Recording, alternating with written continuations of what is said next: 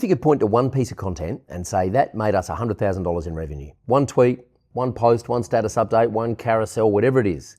If you could categorically point to a piece of content and say, I can prove that that produced $100,000 in revenue, how would that change the way you think about content? How would it change the next piece of content that you make and where you post it? Well, in this video, I'm going to show you exactly how to track it. And if you're a digital agency owner, I'll let you in on the details on how we can set this up for you and all of your clients. There's a classic saying in marketing that only half your advertising dollars work. Problem is, you just don't know which half. And that used to be true before the internet, kind of. The internet happened and now we can track everything, right? We can track cost per impression, cost per lead, cost per click, cost per opt-in, cost per appointment, cost per everything. So why the hell in 2026, according to HubSpot, 33% of marketers still have no fucking idea whether or not their campaigns are effective? What the actual hell is going on? Why can we not say, here's a name, here's an email address, here's a phone number, and that person clicked on that piece of content or that ad, and they have come into my ecosystem and they've given me money and they've become a client? What a radical idea that we would want to put content on the internet in the hope that someone is going to see that content, respond, come to us, and eventually buy something. I mean, I don't know about you, but isn't that why we do it in the first place? So I don't want to see this campaign generated 17 opt-ins or 17 leads if I can't see who those people are, because I have no way of tracking how those individuals are progressing through my nurture sequences and my ecosystem and whether or not they're going to become a client. I've used every piece of software on the planet, ROAS, Segmetrics, you name it, I've used them to try and figure this out, and I've finally cracked the code. And instead of now getting generic numbers, I can see exactly what people are responding to and how far they're making it through our funnel, if you like, or the messy middle, as we call it, and whether or not they're giving us money. So I'm going to show you how this works. So the best way for me to explain this is to draw what we all know and love as the funnel, right? Lots of people at the top, not so many people at the bottom. People come in to the funnel from whatever source you're using to drive traffic, whether it's organic content, whether it's email, whether it's Facebook ads, whether it's first-party data, whatever you're doing to drive people into the front. I'm just going to draw a line down the middle here, and then I'm going to draw some stages. Now, by the way, the funnel, kind of as it existed like this a few years ago, is kind of dead, right? People don't really go through a straight line anymore. They explore and they evaluate their options. They use ChatGPT and Perplexity and Reddit and Trustpilot and a whole bunch of different platforms and resources to try and quantify who is the best option. I'll make another video about that soon, but in this example, I just want to talk about what you're going to get on the left side of this funnel is what I call the platform attribution, right? And so this is going to be whatever platform you're running ads on, they're going to show you things like leads. Let's say it's Facebook, they're going to show you leads, right? They might show you, if you're, in our world, coaching or consulting or agency, they might show you scheduled appointments, and they might show you somewhere down here, they might show you purchases and then ROAS. The problem with all of this is that all you're going to get is a number, right?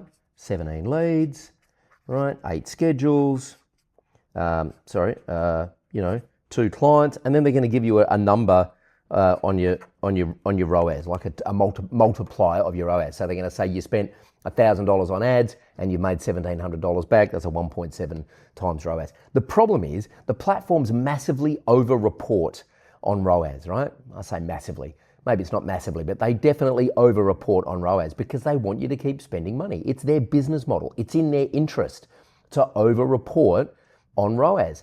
It's like being at the casino and putting money on the tables or in the poker machines. Every now and then someone hits the jackpot and that keeps everyone else there excited to keep spending because you too want to hit the jackpot. Categorically, I have proven that what Facebook told me was costing me around about $200 for a scheduled appointment was actually costing me about $700, right? And that's a number of reasons. One, Facebook Pixel is going to track conversions in the browser. Then if you're using the conversion API to push data back to Facebook, you're going to have to deduplicate. It's a technical nightmare. And for the average small business owner, I just want to know if I'm putting $1 in, am I getting more than $1 back? So here's what I want to see on this side, right? And I'm going to call this first party data, right? Because what I want to see here is I want to see a name and an email address of an individual, okay? I want to know their name. I want to know their email. I want to know their phone number. I also want to know that that phone number is verified, which we do through our forms on our website. They have to verify their phone number. They get a code by SMS. They say, yep, that's me. And so now I've got a verified phone number. I also want to know the actual piece of content that they responded to. I'll show you how to do that in a moment. I also want to know, here are the events that I'm interested in, right? I'm not just interested in vague conversions. I'm interested in the actual activity that this person takes while they're in my ecosystem. I want to know if they have applied to work with us. I want to know if they have scheduled an appointment. I want to know if they have shown up to that appointment. I also want to know if they're qualified. By the way, and then obviously I want to know if they become a client. The only way I know if they're qualified is if they show up to the call and we have a conversation with them. So how do I get all this data back to the platform? And more importantly, how do I tell the platform, whatever you think you're optimizing for, I want you to optimize for one thing. I want you to optimize for qualified appointments. I don't want you to optimize for leads or any other vague term. I want you to optimize for qualified appointments so that I can then tell the algorithm, go and find me more people like this because they are qualified, they're our ICP, they're the exact type of people we want to talk to. And not only from an advertising point of view, but if I'm using organic content, I want to see these qualified appointments. I want to see exactly which type of content they're responding to. And I'm going to show you exactly how to do that right now.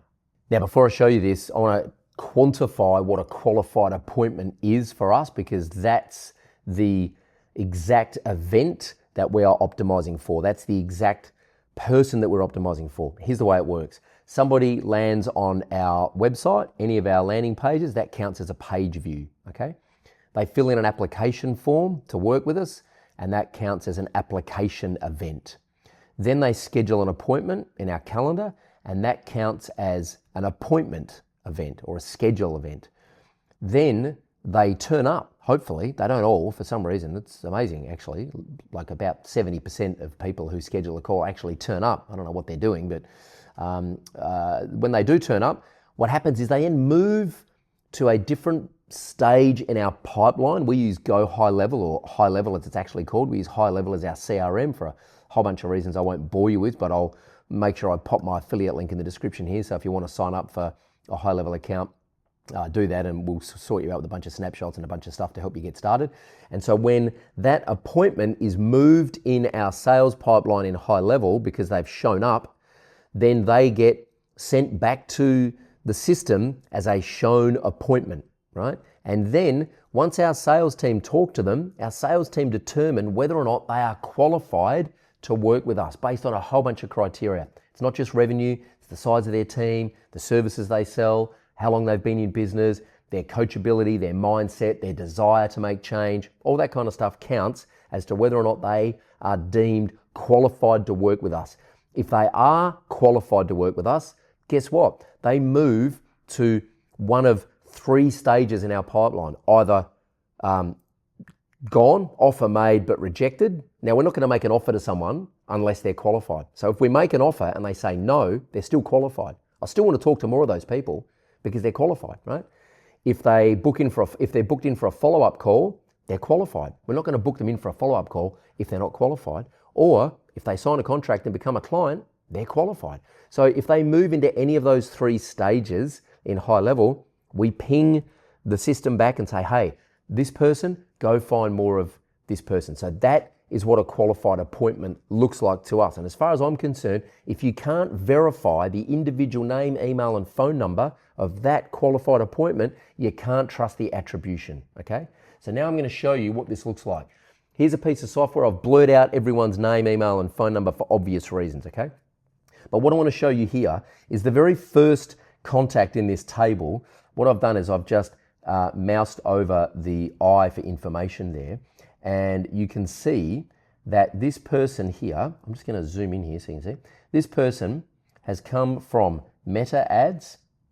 They have responded to a campaign called Agency Operating System Calls Booked because that is what I'm optimizing for.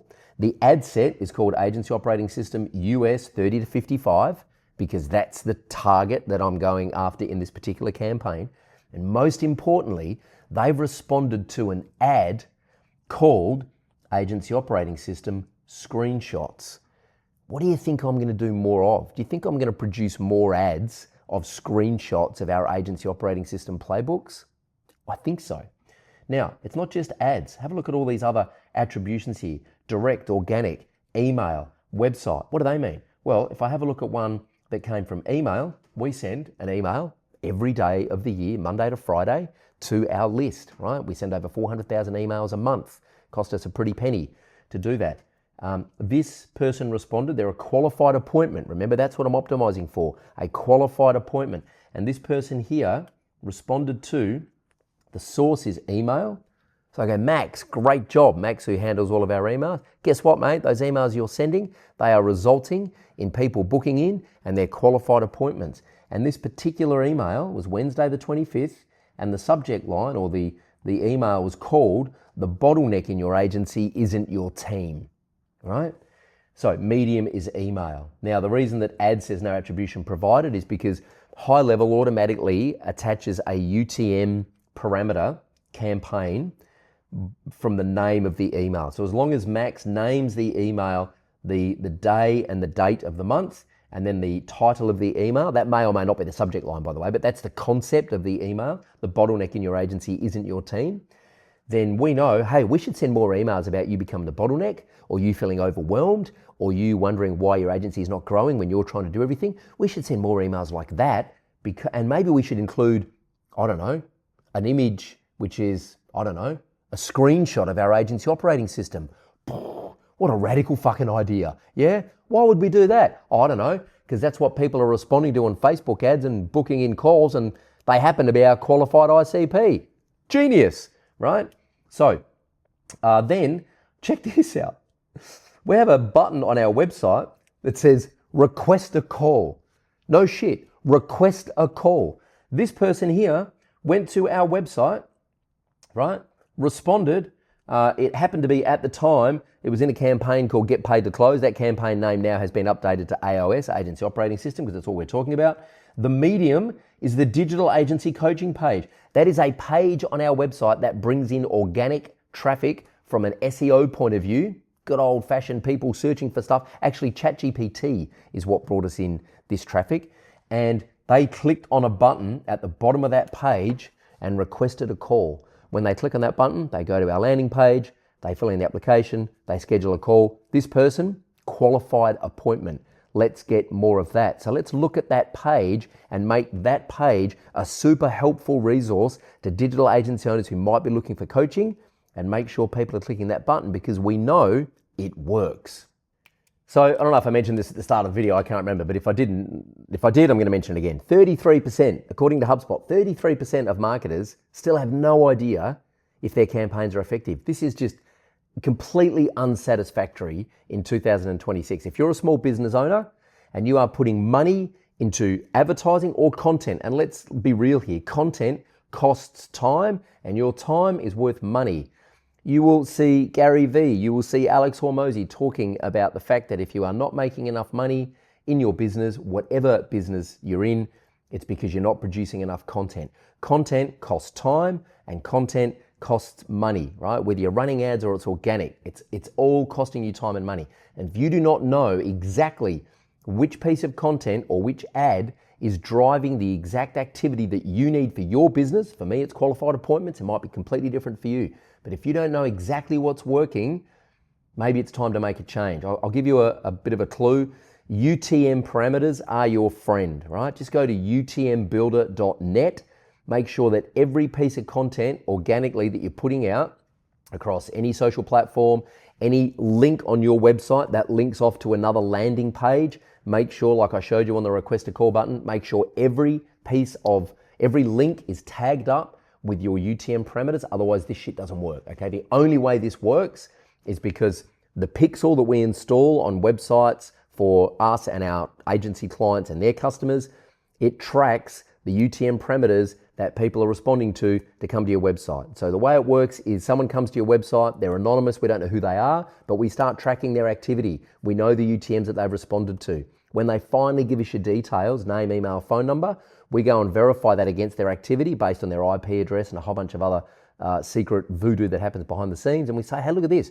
John, who's now given us his name and email and phone number, he's been around in our pixel for the last 7 days, and he originally came to us from a LinkedIn post about that. And we know that because that LinkedIn post had UTM parameters on it in the link, right? If you don't use UTM parameters, I can tell you what's going to happen. Most of the time, when we set this up for clients, the first 7 to 14 days, all they see is direct organic as the source of traffic because they're not using UTM parameters and they don't know where the traffic's coming from. So make sure you're using UTM parameters on all of your organic, and if you're using an ad platform like Meta ads or Google ads, they have UTM builders and UTM parameters built in. So make sure you're using UTM parameters on all of your ads, and then you can track this stuff, all right? So if you're a digital agency owner, I promised I'd let you know how we can set this up for you and any of your clients that need it. Just follow the instructions in the description. And yes, that link in the description will, you bet, have UTM parameters on it, because we want to know if this video is helpful for you guys, and if it generates qualified appointments for us, then guess what? We're just going to make more videos like this. So I hope this has been helpful for you. I hope you're enjoying our YouTube videos as much as I'm enjoying making them, and I look forward to seeing you in the next video. I'm Troy Dean. Let's get to work.